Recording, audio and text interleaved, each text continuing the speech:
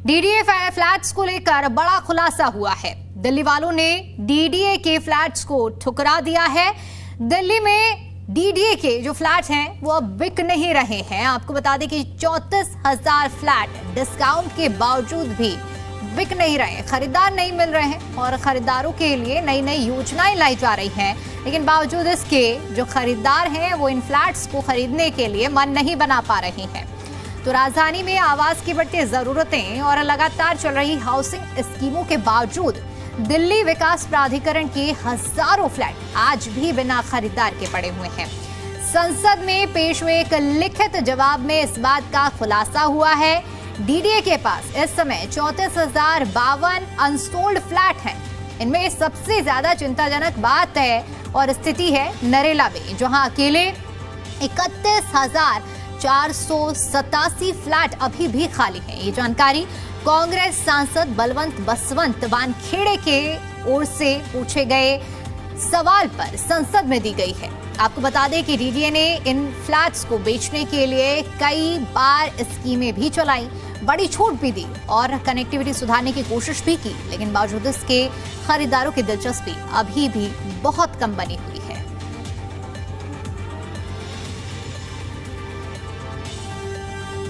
तो देखिए, बेहद अहम ये मामला है, जहां संसद के अंदर इस मामले पर जब जवाब दिया गया तो ये चौंका देने वाला मामला था, जहां खरीदारों के लिए नई नई स्कीम भी लाई जा रही है ताकि जो खरीदार हैं वो इसके तरफ आकर्षित हों, लेकिन जो खरीदार हैं वो इन फ्लैट्स को खरीदने का मन ही नहीं बना पा रहे हैं। डिस्काउंट्स के बावजूद, तमाम स्कीम चलाने के बावजूद जो खरीदार वो इन फ्लैट्स को खरीदने का मन नहीं बना पा रहे हैं और डीडीए के जो तमाम फ्लैट्स हैं वो बनकर तैयार हैं, लेकिन अभी भी बताया जा रहा है कि 34,000 ऐसे फ्लैट जिन पर डिस्काउंट दिया गया है, लेकिन डिस्काउंट के बावजूद अब तक ये फ्लैट्स बिक नहीं पाए हैं।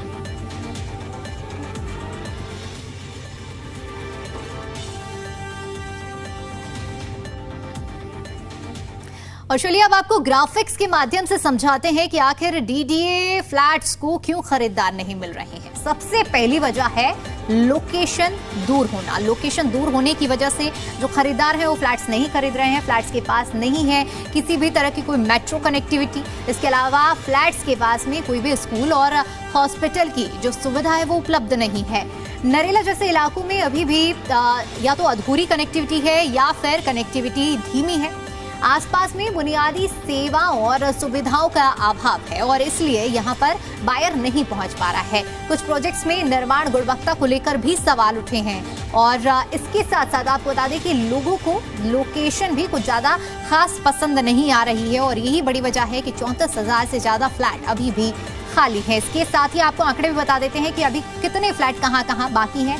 सबसे पहले नजर डालें सिरसापुर की, अगर हम बात कर लेते हैं या फिर नरेला से शुरुआत करेंगे। 31,000 जहाँ पर सबसे ज्यादा अनसोल्ड फ्लैट हैं और सिरसापुर की बात करें तो यहाँ पर 487, लोकनायकपुरम में 222 और द्वारका की बात करें तो 70, रोहिणी में 112 जो फ्लैट हैं वो अभी तक बिके नहीं है।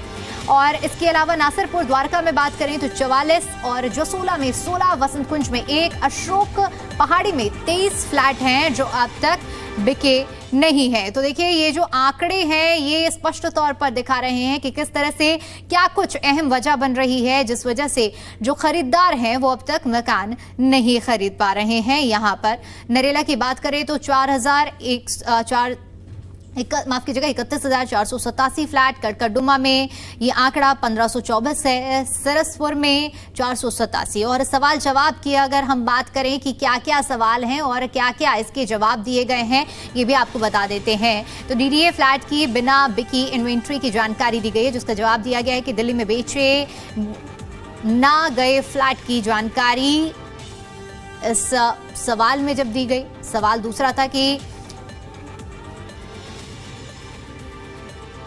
जब इस इन्वेंट्री को लेकर सवाल पूछा गया तो जवाब आया और 2025-26 के दौरान बिक्री के लिए डीडीए के फ्लैटों की जो संख्या है उस पर क्या जवाब दिया गया है ये भी आपको बता देते हैं।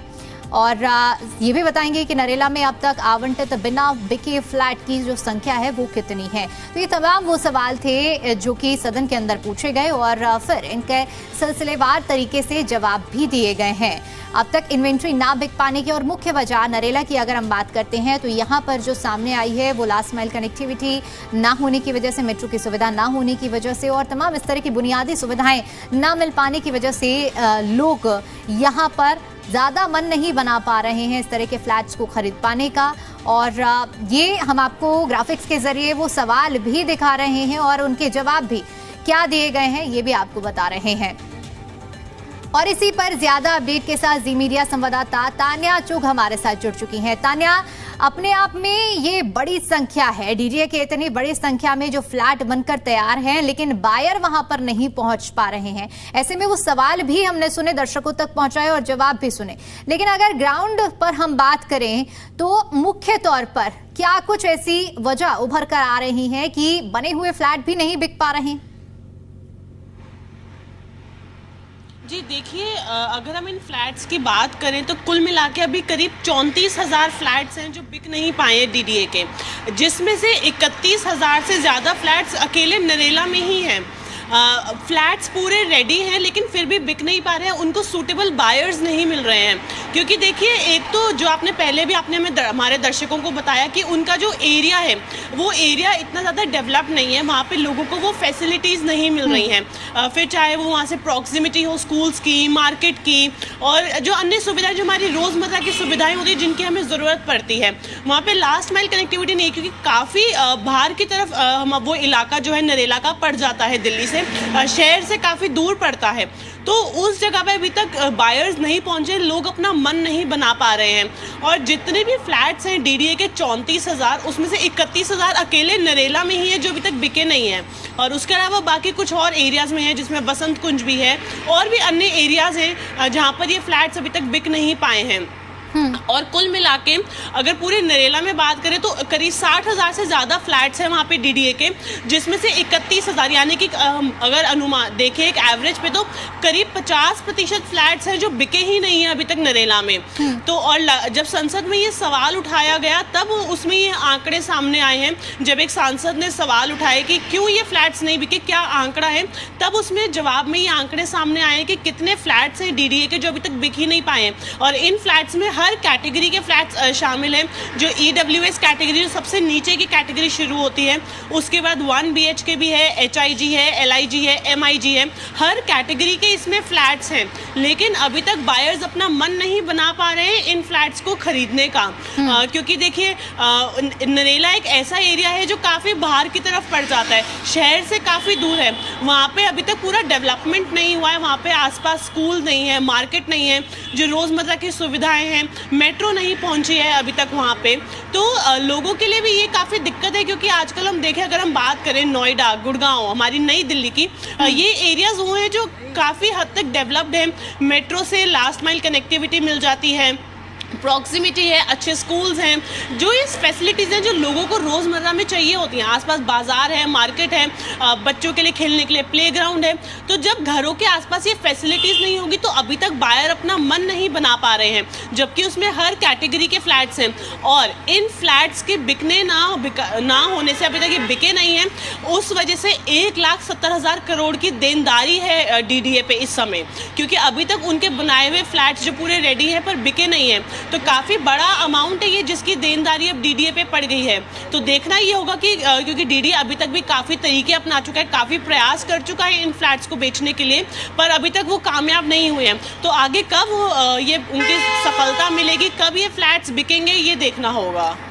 बिल्कुल। और तान्या देखिए, जिस तरह से आप भी जिक्र कर रही थी, क्योंकि जब बायर यहाँ पर पहुँच नहीं रहा है, खरीदार नहीं पहुँच रहा है, तो ऐसे में उन्हें लुभाने के लिए स्कीम्स भी चलाई गई हैं, लेकिन उसका भी खासा असर देखने को नहीं मिला है। लेकिन अगर हम समझने का प्रयास करें कि किस तरह की स्कीमें चलाई गई थी प्राधिकरण की ओर से, ताकि जो खरीदार हैं वो इस एरिया में आए और उस योजना का लाभ उठा सके, इसको लेकर क्या जानकारी? जी देखिए, कई तरीके की स्कीम्स डीडीए ने अपनाई, जैसे कॉस्ट एक वो रखी गई जो आसानी से कोई जो बायर है वो अफोर्ड कर सके। कॉस्ट को बड़ा रीजनेबल रखा गया फ्लैट्स का, जो अभी तक हमें जानकारी मिली है। पर उसके बावजूद जब इनकी ओपनिंग हुई बिक्री के लिए तो उतना रिस्पॉन्स डीडीए को नहीं मिला लोगों की तरफ से, क्योंकि जो नरेला में क्योंकि सबसे ज़्यादा फ्लैट्स हैं जो अभी तक बिके नहीं हैं। अगर हम नरेला की बात करें तो वहाँ पे अभी भी डेवलपमेंट पूरा पहुँचा नहीं है। तो डीडीए ने जब कितनी स्कीम्स भी चलाई, प्रयास करे, अलग अलग तरीके अपनाए, पर अभी तक उनको जो उन्होंने जो एक्सपेक्ट किया था जिस तरीके का रिजल्ट वो उनको नहीं मिला है। तो वो इसकी कोशिश में लगे हुए हैं, पर अभी तक उनके किसी प्रयास को सफलता नहीं मिली, क्योंकि 31,000 बहुत बड़ा नंबर होता है और कुल मिला के 34,000 से ज़्यादा फ्लैट्स हैं जो अभी तक बिके नहीं हैं। तान्या, क्योंकि ये मुद्दा गंभीर विषय है, आपने भी जिस तरह से जिक्र किया कि जब यह आंकड़ों पर हम नजर डालते हैं कि 31,000 फ्लैट्स का एक जगह पर दिल्ली के जैसे एरिया में ना बिकना बहुत बड़े सवाल खड़े करता है। ऐसे में सदन के अंदर ये जब सवाल गूंजा, हमने भी देखा कि तमाम ऐसे सवाल पूछे गए और इसके विस्तार से जवाब भी दिए गए। इसको लेकर अगर बात की जाए तो कितने सवालों के जवाब विस्तार से वहां पर दिए गए, क्या क्या मुख्य मुद्दे और जवाब में क्या अहम पहलू सामने आए? जी देखिए, कई अहम मुद्दे उठाए गए। उन्होंने वहाँ पे जिक्र किया कि किस तरीके से जो फ्लैट्स है बिके नहीं हैं, उनके आंकड़े मांगे गए, तब डीडीए के द्वारा ये आंकड़े सामने दिए गए हैं। जब संसद में ये सवाल उठाए गए कि कितने फ्लैट्स हैं, क्योंकि देखिए हम आज भी देखते हैं कि कितने लोग सड़कों पे ही सोते हैं, और साथ ही में अब मौसम भी ठंड का आ रहा है और सरकार भी उसके लिए रैन बसेरा और ये सब बना रही है। लेकिन जब फ्लैट्स होते हुए खाली पड़े, क्योंकि इसमें काफ़ी EWS फ्लैट्स भी हैं, EWS कैटेगरी के फ्लैट्स भी इसमें हैं जो आज तक लोगों को नहीं मिले हैं, तो ये काफ़ी बड़ा आंकड़ा है जो सामने आया है इस बीच। बिल्कुल। इसके अलावा क्योंकि नरेला का तो एरिया का हर कोई वाकिफ़ है वहाँ पर, क्योंकि मेट्रो की सुविधा भी वहाँ पर नहीं मिल रही, लेकिन इसके अलावा अन्य एरियाज़ की हम बात करें जहाँ पर आंकड़ा 1000 के पार है, वहाँ की क्या कुछ वजह बताई गई है तान्या?